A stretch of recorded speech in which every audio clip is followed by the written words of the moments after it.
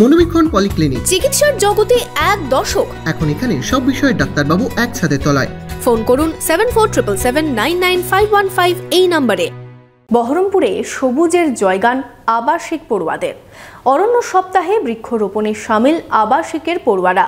বৃক্ষরোপণের পাশাপাশি বৃক্ষরক্ষার শপথ পড়ুয়াদের। আপনার আনন্দে আমাদের উদযাপন। বিয়ে হোক বা পার্টি, বহরমপুরে এবার luxury banquet hall at golden retreat.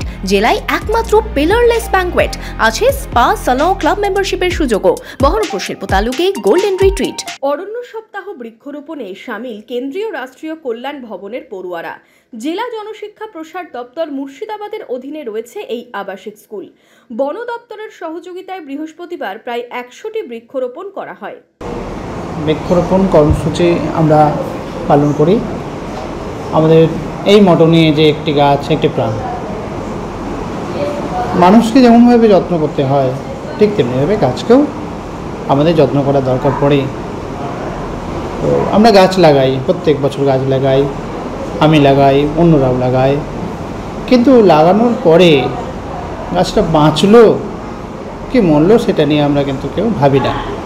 তো এই বছর যখন প্রথম বৃক্ষরোপণ কর্মসূচির আলোচনা হচ্ছিল, সেখানে আমার প্রথম দাবি ছিল গাছ লাগানোর থেকে গাছের প্রোটেকশনটা বেশি হওয়া জরুরি।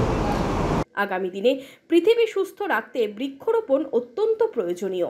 এই কথা মাথায় রেখে বৃক্ষরোপণে অংশ নিলেন শিক্ষক শিক্ষিকা থেকে পড়ুয়ারা।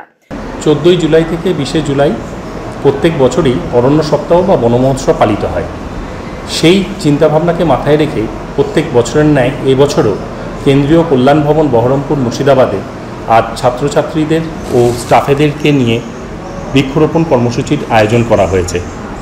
সমগ্র বৃক্ষরোপণ কর্মসূচিতে আমাদের ফরেস্ট দপ্তর 100খানি চারা গাছ দিয়ে আমাদেরকে বিশেষভাবে সাহায্য করেছেন এবং আমরা সম্প্রতি আরও অনেক চারা গাছ আমাদের অন্যান্য এনজিও সংস্থার তরফ থেকেও পেয়েছি আমাদের এই বৃক্ষরোপণ করবার জন্য।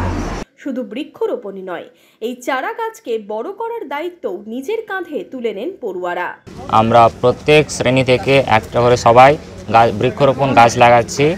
আমরা সবাই প্রত্যেক বাগানকে, প্রত্যেক জায়গাকে বৃক্ষরোপণ করে সবুজ পৃথিবী করে তুলছি। আমরা এখানে বৃক্ষরোপণ করতে এসেছি আমরা।